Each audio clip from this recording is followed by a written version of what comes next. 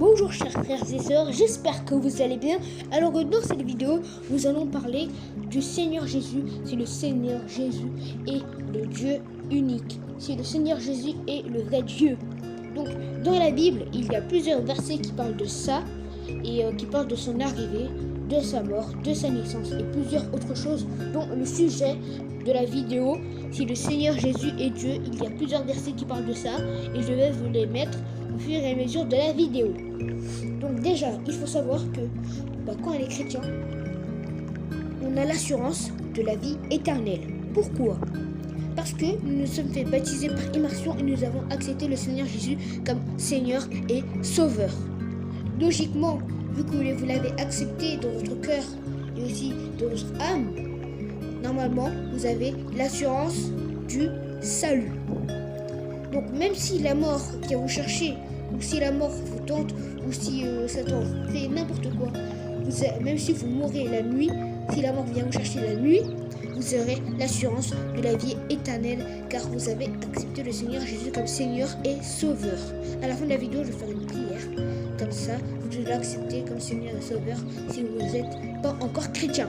Fini de blablater, nous allons commencer le sujet de la vidéo. C'est parti.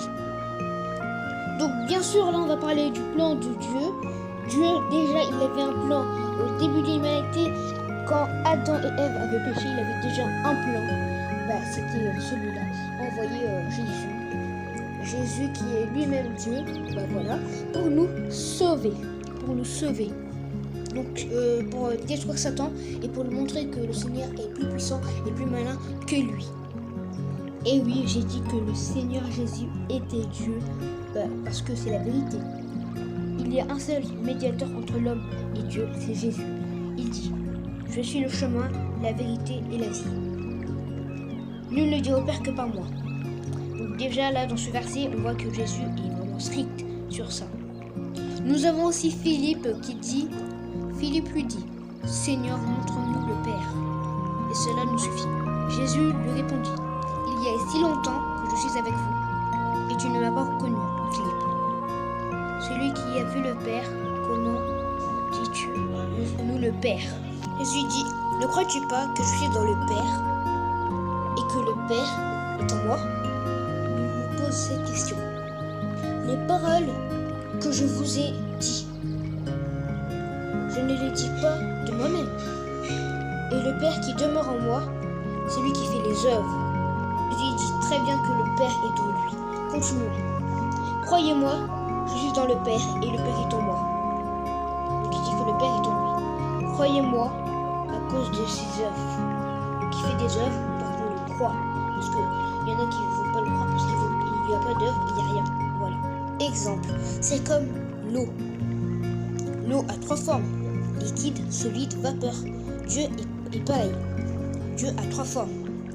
Dieu le Père, le Fils et le Saint-Esprit. Et ça fait qu'un. Comme l'eau, ça fait qu'un. Un seul élément, l'eau. Dieu, le Père, le Fils et le Saint-Esprit, c'est pareil. Donc là, nous avons encore un verset. Nul n'est intelligent. Nul ne cherche Dieu. Tous égarés, tous sont pervertis. Il n'en est aucun que fasse le bien, pas même un seul. Donc là, on dit bien que les hommes sont que des péchés et sont que des pervers. Là, dans ce verset-là, le Seigneur Jésus dit, car quiconque s'élève sera abaissé et quiconque s'abaisse sera élevé.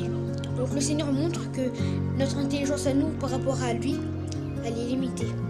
On est tellement petit, tellement minuscule. Et celui qui veut faire le malin et s'élever, comme les Juifs, il sera abaissé. Et celui qui s'abaisse sera élevé. Dit-on aussi que le Seigneur porte la terre sur ses mains, tellement ses mains sont grandes, puissantes. Il porte la terre sur ses mains. Carrément. Et le Seigneur, c'est qui? C'est le Seigneur Jésus. Dit-on aussi que le Seigneur porte l'univers sur ses mains. Comme vous pouvez le voir sur cette image, le Seigneur porte tout ça. Le Seigneur porte tout ça. Tout ça, quoi. Donc, aussi, il y a l'orgueil qui est notre pire ennemi, qui a empêché les Juifs de voir la vérité et que le Seigneur Jésus était le Messie. Les Juifs étaient orgueilleux et ça les a empêchés voir la vérité. Et donc du coup, ils ont crucifié le Seigneur. Et ils sont privés de leur vie éternelle. C'est vraiment dommage. Donc là, en ce moment même, en ce moment où je parle, les Juifs, ils sont en train d'attendre leur Messie. Ils attendent encore le Messie. Ils attendent. Le Messie est déjà trop tard. Le Messie est déjà passé il y a 2000 ans et vous l'avez crucifié. Et donc là, nous sommes sur les 2 derniers versets. Alors, et alors que paraîtrait l'arbre que le Seigneur Jésus détruira par le souffle de sa bouche et qu'il anéantira par l'éclat de son avènement. Donc là, il parle de l'Antichrist. Le Seigneur le détruira par le souffle de sa bouche. Lorsque le Fils de l'homme viendra dans sa gloire, avec tous les anges, il s'assiera sur son trône de sa gloire. Donc là, on peut voir que le Seigneur Jésus est vraiment Dieu. Il s'assiera sur son trône de gloire. Le Seigneur Jésus est vraiment Dieu. Nous avons la réponse à notre question. Dans les versets où ils montrent vraiment bien, c'est dans Philippe, et les 2 derniers, ils montrent bien que le Seigneur Jésus est Dieu. Le Seigneur Jésus est Dieu. Le Dieu d'Abraham, Isaac et Jacob, le Seigneur Jésus, il était là. Il était là, tout le début, du commencement. C'est lui qui a tout créé. C'est Dieu le Créateur, Jésus. Et ils l'ont crucifié sur une croix. Donc j'espère que cette vidéo, frères et sœurs, vous aura plu. N'hésitez pas à vous abonner et à liker et à vous repentir. Je vais faire une prière, comme promis. Fermez les yeux et priez avec moi. Éternel des armées, je te remercie, je te bénis. Père, je te demande pardon car j'ai été longtemps un pécheur. Mais aujourd'hui, Seigneur, je décide de me repentir et je t'accepte comme mon Seigneur et Sauveur personnel. Je veux que tu viennes dans ma vie, Seigneur. Je te demande pardon pour tous mes anciens péchés, Seigneur, et je me repens sincèrement. Que ton nom soit béni à jamais pour toujours, Seigneur. Amen.